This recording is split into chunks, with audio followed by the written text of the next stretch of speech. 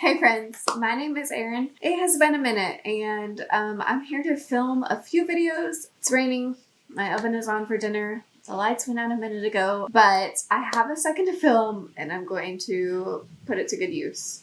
So sorry if there's some noises in the background. I've been somewhat frustrated with myself for not doing any wrap-ups, and I did watch a video over on Books with Emily Fox, I think that's her channel name, and she did kind of a bracket system, and I helped her kind of look at what's her top book so far. I think she may have done it for the whole year. It's been a minute since I've seen it, but I thought what better way to talk about all the books I've read than to put them head to head.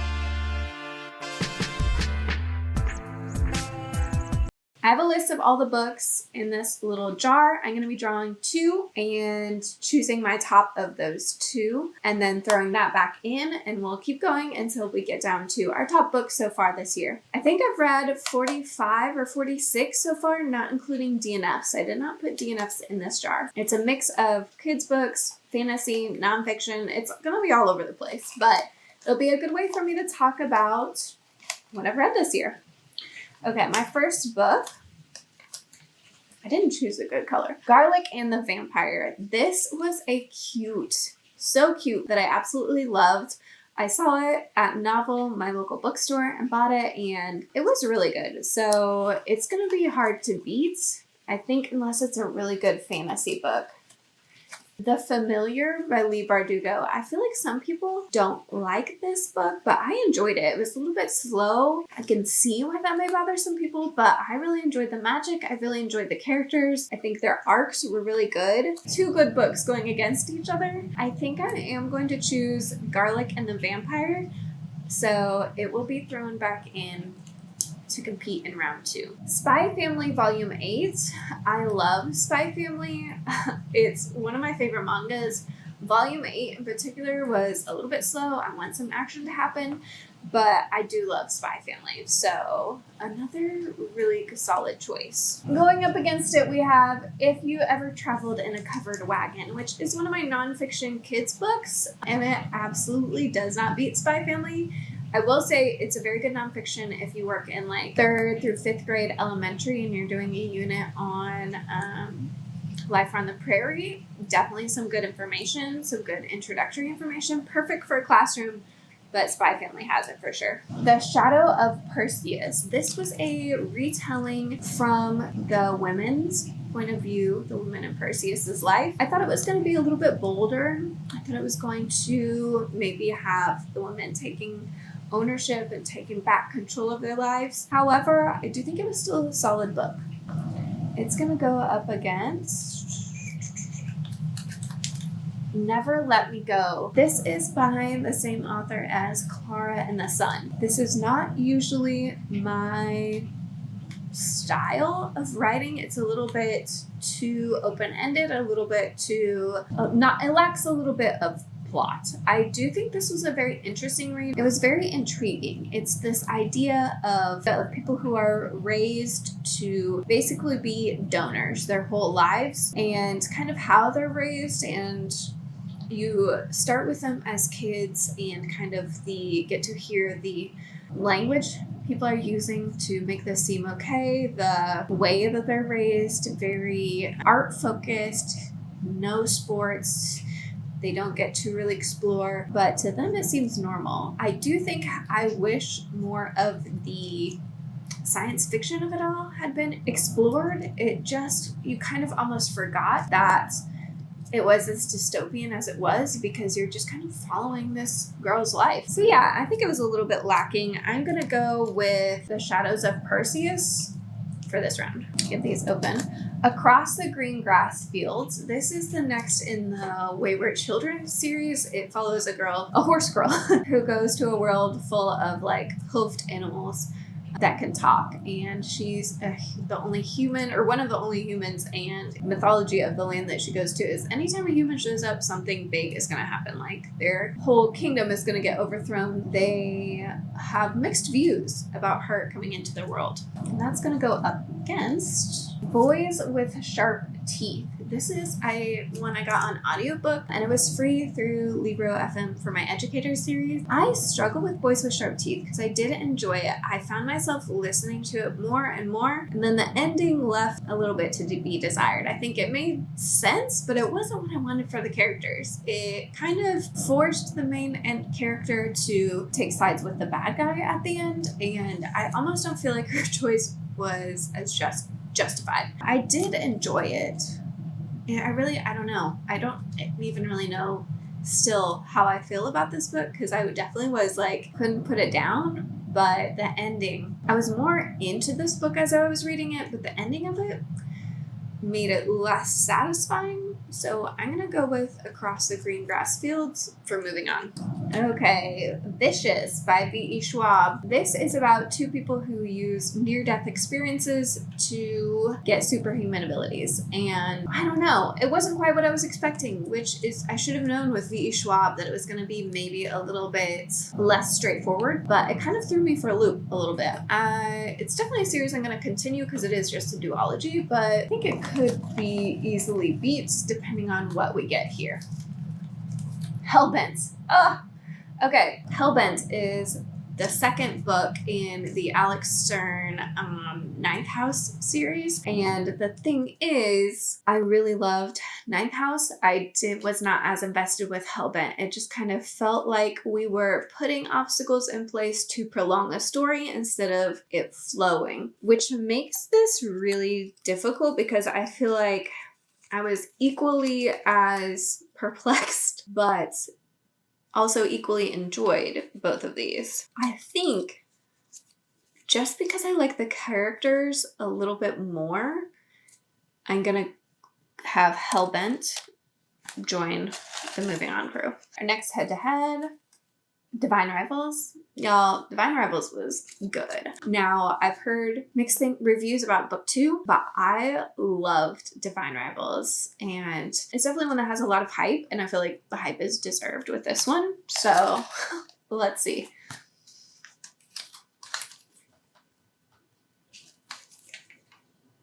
Night Watch. Oh, this is by Terry Pratchett, and it is part of the Guards line in the Discworld series. Guards has a special place in my heart. It is like true, really good satire fantasy in the best way. I love the characters. This particular book is about Vimes accidentally being sent back in time, and it was a little bit slow at the start, but man, could you just see how things were rolling along in the best way. However, Divine Rivals was just so good. I fell in love with it. I think about it still. It made me so happy, so it wins for sure.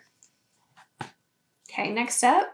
I don't really even know I'm holding these up because you can't see them that well, I don't think. Red Winter #1. I have the omnibus for Red Winter on audiobook. This was a decent book. It's about a girl who is supposed to like take a goddess into her body when she turns 18 or something. And then she realizes that her whole religion has kind of been lying to her and she feels like she's wasted her life. It was a little bit simple, a little bit predictable. I still enjoyed it, but I would say just kind of right down the middle of the road.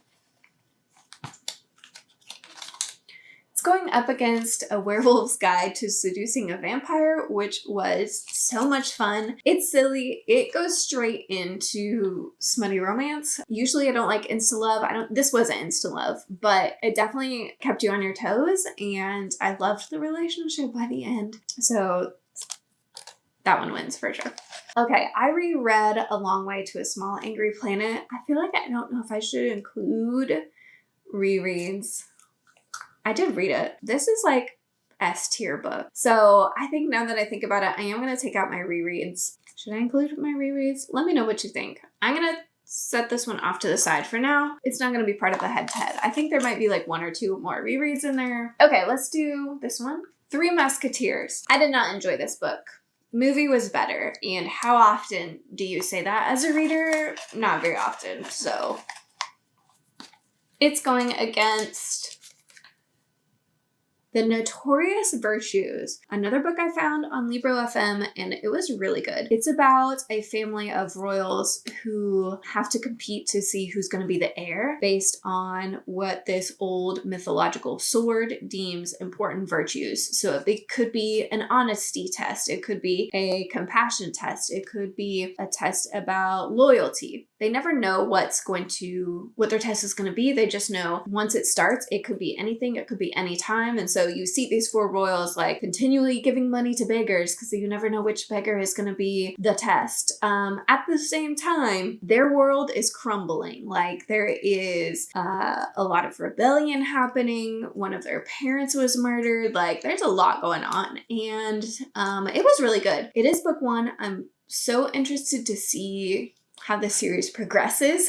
I am so hopeful. It's a new series. Check out The Notorious Virtues. It beats out Three Musketeers by like leaps and bounds. Silver Cloak. This was a novella I read where you fill up your magic with like pleasure and pain. Like I think pleasure is quantity, pain is quality, or something like that. And so you have people with different magic types and they have to like keep their magic well filled basically. And you follow a girl whose parents were killed by kind of a big mob like gang. So she grows up and goes undercover to join their ranks. I think it's a NetGalley book that I got. It was decent. I was invested all the way through. Some parts felt like it was trying too hard. I did not like the decision made at the end of this book, but I still think it would be worth a read.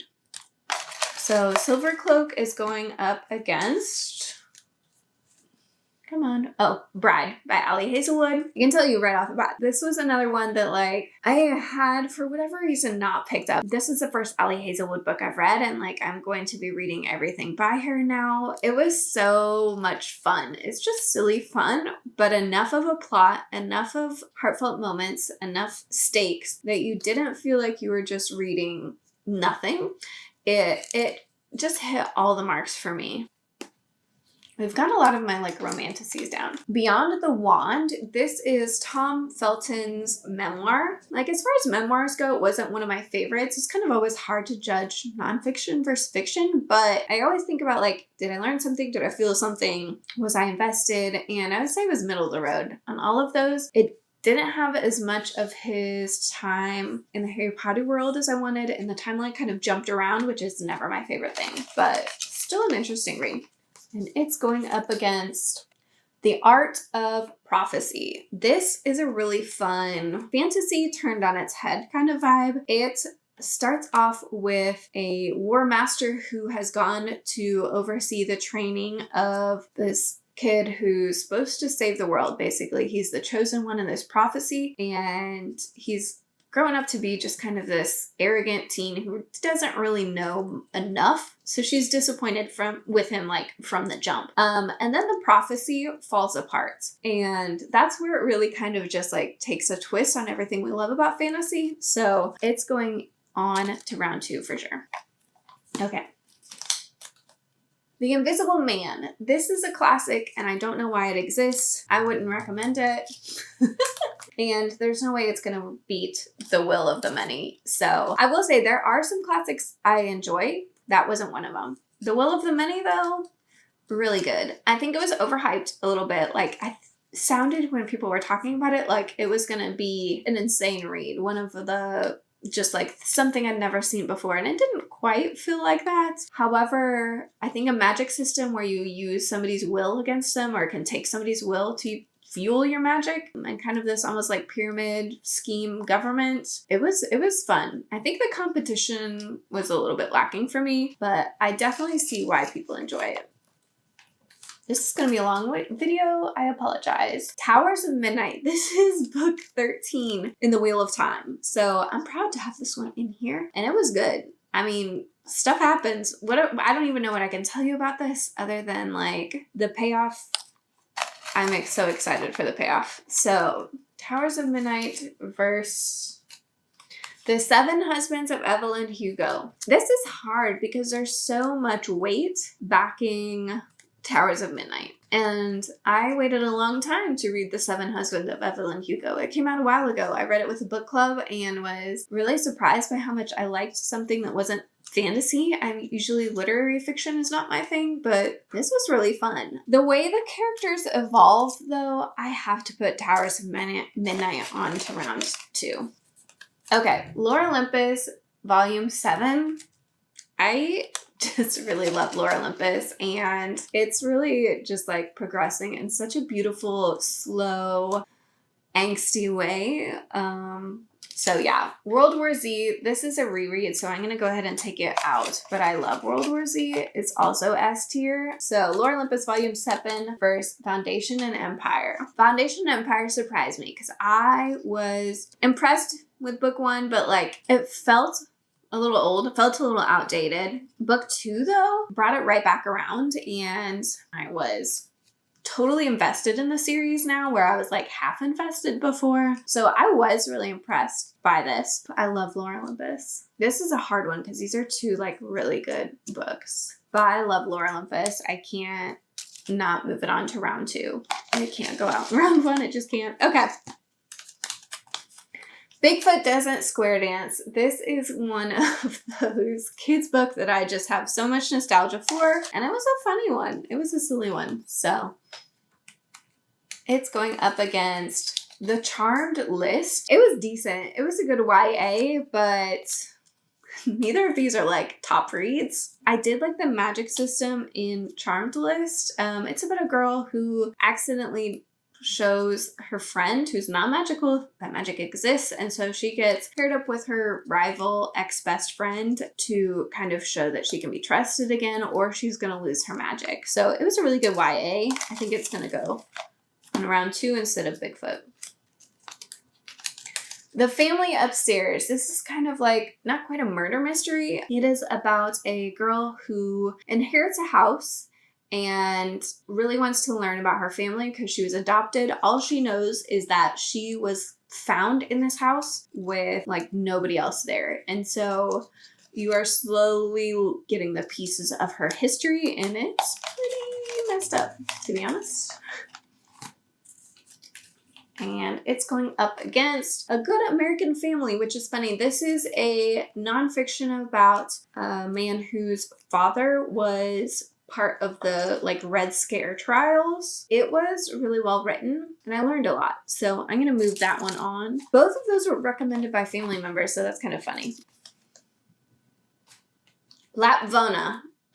This is probably the worst book I've read other than my DNFs, and honestly I might like some of my DNFs better than this, but I read this for a book club. It's horrible. I don't even know how to describe it. It's just like gore and filth for the sake of being gore and filth, with like the premise that like you should be learning something, but it's so over the top horrible. It will not make it to round 2. It could be up against anything. It would not make it. So Fahrenheit 451. I reread Fahrenheit 451, also for a book club. It's going up against Animorphs The Exposed. Animorphs is moving on. This also, I forgot how ridiculous Animorphs is, and this one is super ridiculous. There's like a fight where they turn into like gorillas at the bottom of the ocean in a submarine. It would not be moving on in any other instance, but Lapvona is horrible. Kingdom of Ash, the final book in the Throne of Glass series. Epic, satisfying, heartfelt, just like a little bit of character armor, but like every relationship ending was satisfying. Man, it just really hit. It really was like worth it. So Prescription for Pain is up against it. This is a nonfiction book about a doctor who is overprescribing pain medication. Definitely worth a read. Very informative. It was a little bit repetitive for me. Kingdom of Ash is obviously moving on. Okay, we're getting to the bottom of the cup. This is going to be a long video. I didn't think about that. The Hounds of Baskerville. Middle of the road. I think it was intriguing, but it's up against Afternoon of the Elves, which I read as a kid, so I'm not going to count it as a reread because I haven't read it in like over 2 decades. Afternoon of the Elves is wild. There's like things that shouldn't be happening in that book. It has much less elves and magic and just happiness than I remember. So I'm going to move on The Hounds of Baskerville. House of Shadow and Flame. Hard to beat. Such a good book. I really loved it. It's going against Paladin's Grace, which I also loved. Two really good books. Paladin's Grace is by T. Kingfisher, who is becoming one of my favorite authors. Paladin's Grace was good, but House of Flame and Shadow was better. Okay. That was hard. Okay. A Fragile Enchantment. This was a cute little book. It has to do with a girl who's kind of designing a magical dress for a royal wedding. There's a lot of problems in that royal engagement, and she's also kind of developing feelings for the groom. So that against The Tombs of Altair, which is book 2 in the Earthseer trilogy. This one was cute. This one, it made sense in the series, but I don't think it was anything to write home about. So Fragile Enchantment moves on. And then we have one outlier. So City of All Seasons, a NetGalley book I read, is moving on. Round 2 is going to go a lot faster because I won't have to explain any of the books. I'm just going to make choices. Okay. The Shadows of Perseus versus Divine Rivals, and Divine Rivals beats it easily. A Werewolf's Guide to Seducing a Vampire versus The Art of Prophecy. I'm just now realizing how hard this is going to be. I'm going to go with The Art of Prophecy. That one hurt. The Hounds of Baskerville, probably not making it. It is up against, I guess maybe it gets up against Animorphs.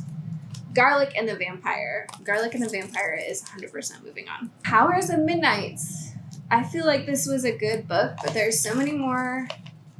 These are all going to be good. Towers of Midnight versus Animorph the Exposed. I think Towers of Midnight takes that one easily. Am I going too fast now? Kingdom of Ash.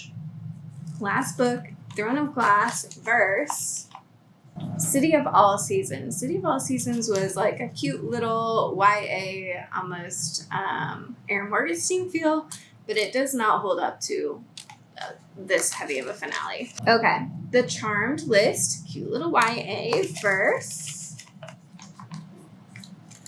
The Notorious Virtues. And The Notorious Virtues was such a good find. It's definitely moving on. House of Flame and Shadow. This has me nervous. Versus Lore Olympus Volume 7. Lore Olympus beats it out. House of Flame and Shadow was good, but there were issues with that book. It's not perfect. Bride. Ooh, heavy hitter for sure. Versus Across the Green Grass Fields. And Bride has that one pretty easily. Okay, we have The Will of the Many versus A Fragile Enchantment. I'm going to go with The Will of the Many on that one. Okay, we have Hellbent versus Spy Family Volume 8. I'm going to move... Spy Family as a whole is one of my favorites, but Volume 8 doesn't stand out as much as Hellbent. So Hellbent is moving on. And then we have one extra this time. So A Good American Family. I'm going to go ahead and just take that out of the runnings. All right, round 3.